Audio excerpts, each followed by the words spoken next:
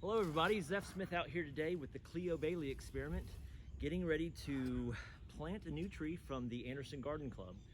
It is awesome. They brought us a persimmon tree and we're going to put it right here, and they're dedicating it to the garden, and we're going to dedicate it to them.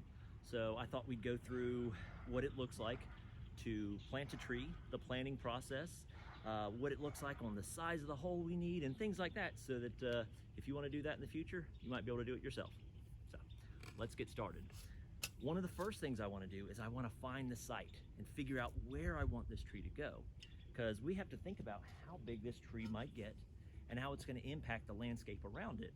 So if we were to take a look all the way around, you'd see that I have 9 trees on this side of the garden, and each one of those trees are spaced apart in a way where they actually have an air gap between them, so there's room for wind to blow, because we don't want the trees all bunched together, because if they can't get air moving through them, they kind of get some diseases, and we want to kind of get ourselves away from that. So we've already picked out this site right here. Now, one of the things that's pretty important when we're planting a tree for the first time is looking at what size pot we have. So right here, it looks like I have about a 5-gallon pot, and it's roughly 18 inches across. So what we want to look at is digging this hole 3 times the size of the pot in width. But we want to be careful not to dig too deep, because what happens is if we dig too deep, we disturb the soil underneath, we make it fluffy, and when we put our pot in there, as the water starts to come through rain and us watering, that soil underneath is going to start to compact back down. And what happens is the very top of this tree, where it meets the soil, is called the crown.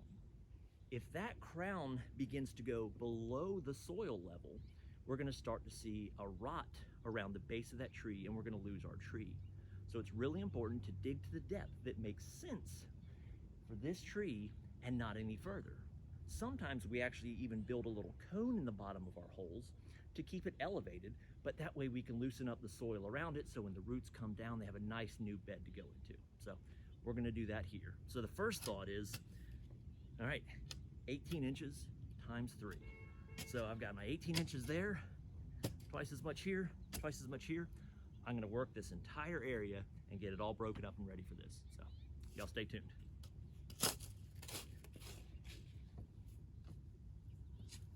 Now, along the time that I'm doing this, I don't like to take big chunks out and just set them aside. I usually flip my soil in, give it a little chop, because it's so much easier to bring that soil back in when it's already pre-broken up. So you'll see me doing that as well.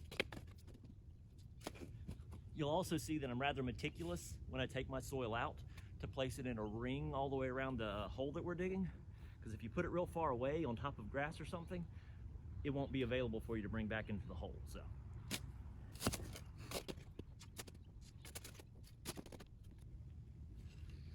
I'm finding a bunch of little earthworms in here, which is great news, which means we have a lot of decomposing organic material, and the worms are coming to eat the remnants of that. So that's great news for us planting this tree.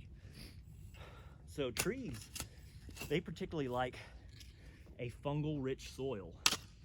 The fungus that's in the soil does so many things for us, and when we have a lot of organic material in here, we're going to find a lot of fungal growth. I'd talk to you more, but I'm out of breath.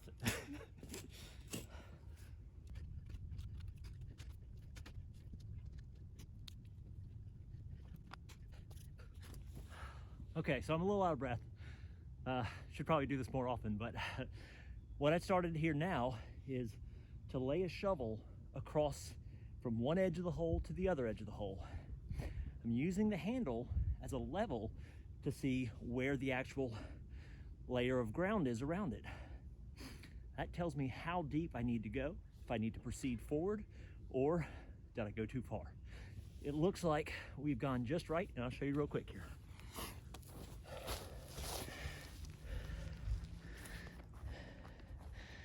So right here, we've got the shovel laid across the top of the hole. And there we have our tree, where the crown of the tree is right at that level. So it looks like we're just about right there. So we're gonna break the tree out of its plastic confines and get it back into Mother Nature. So another thing I didn't really mention earlier, but is of vital importance, is the time of the year that you plant your tree. As you can see, this tree is full of buds for next season, but it doesn't have any leaves left on it. This tree has gone into a state of dormancy actually right now, which is great. We want the foliar growth on the tree to be in a dormant state. What we want is we want the roots to settle in, have a season to grow out here in our weather. So next season, when it's time to grow its leaves, it's a healthy little tree. So right now we're out here, it's December.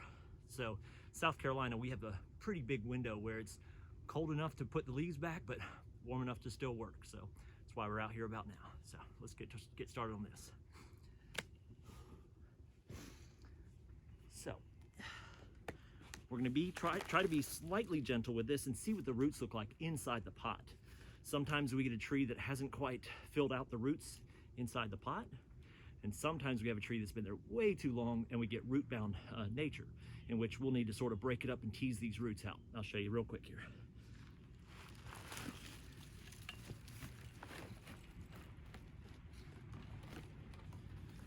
All right. It looks to me like we have a very healthy tree here. We do have some roots that have been going around the edges here, but they're not big, large, woody roots that have been there for so long. So I see a really healthy tree here, and I think we've got a pretty good start. So let's get her turned upright and see if we can't get it filled in.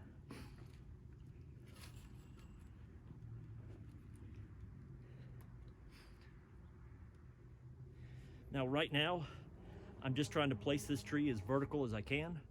Of course, it's Mother Nature. She will correct herself, but if I can get it started right, I'd rather. So I've got it placed sort of in the middle of the hole right here. I'm gonna tease out some of the roots so that we can get some native soil mixed in with this garden soil that we have here. And then remember how I said we put all of our soil right in this little ring? It's nice and broken up and not big chunks. It's gonna be so much easier when I bring that soil back in. So you'll see what I'm talking about.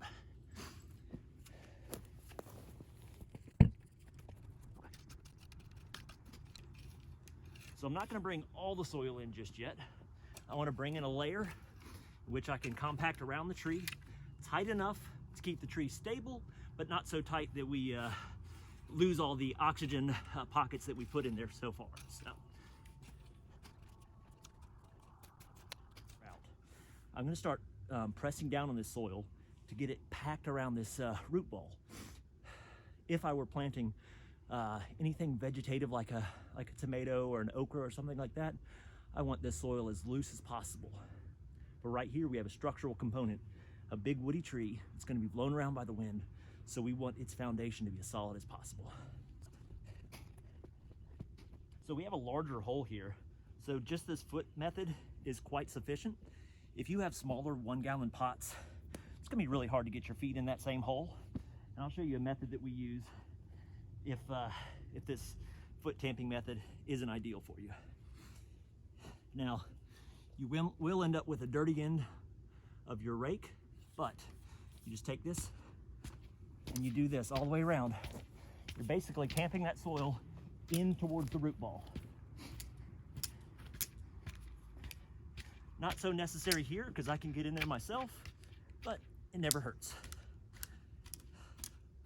Another thing I like to do during this process is when I don't have all the soil in, I like to go ahead and pre-water. I would like this to be settled down in there before I put my next layer on and settle that down. So I'll be right back.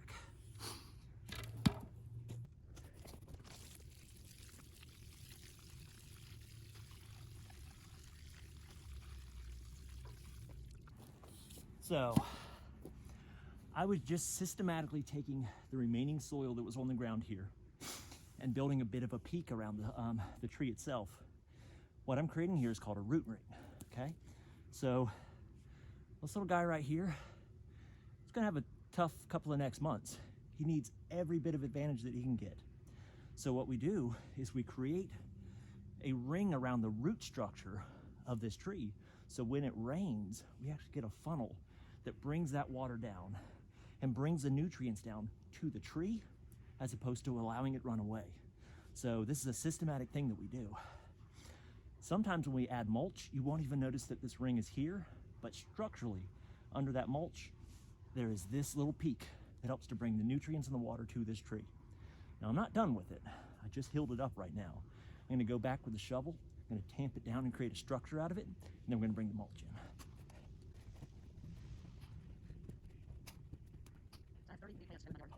So I've tamped the soil down around the crown of the tree. Again, it's really important to keep that soil at a lower level or right at the crown so that we don't damage this tree as it's growing. Sometimes you'll see folks put mulch and they make a nice little volcano around the tree. And what they've done is they've created a moisture zone right around this trunk that isn't designed to receive that moisture. Now, some trees can handle it, the ones that grow near riverbeds.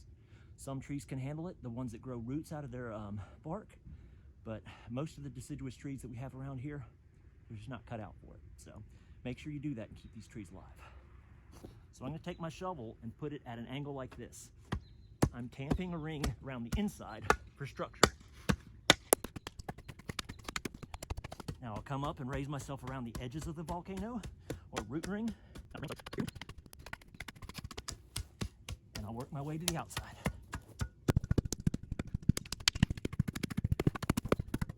So, essentially the structural components are done here, but we want to do a little bit more to help it along its process. And one of those things is bringing in a mulch.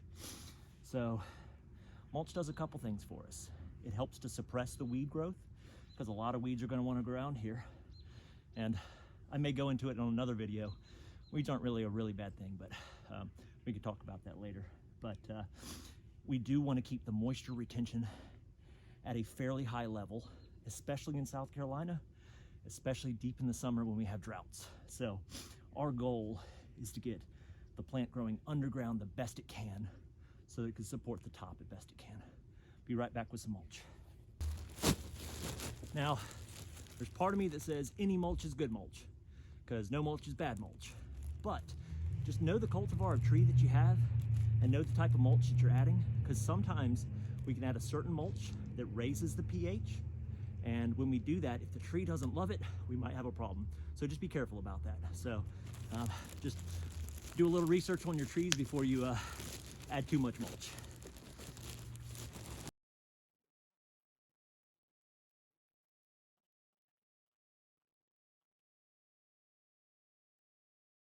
All right, so you see I poured all the mulch in here.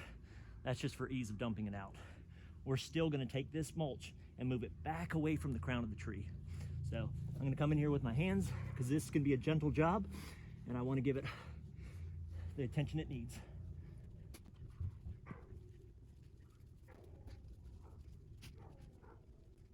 That's the inside. Now let's get the outside.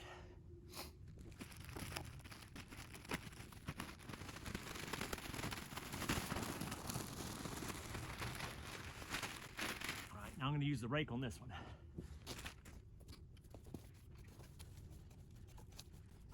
So when we're really trying for weed suppression, we need roughly 4 inches of mulch, which seems like a lot, and it is. But again, any mulch is typically better than no mulch. And like I was saying earlier, weeds aren't necessarily a bad thing. A ground cover is essentially a mulch. So clovers growing around this, certain grasses growing around this will also help with the retention of the deep water. Keeps the sun from hitting the soil, keeps certain things from growing, so it's not a bad plan. So here we go. One of the last things I'm gonna come in and do is re-water this in. But for now, she's in and she'll be ready to grow. Just like this big old building in the background. Thanks for joining us and have a blessed day.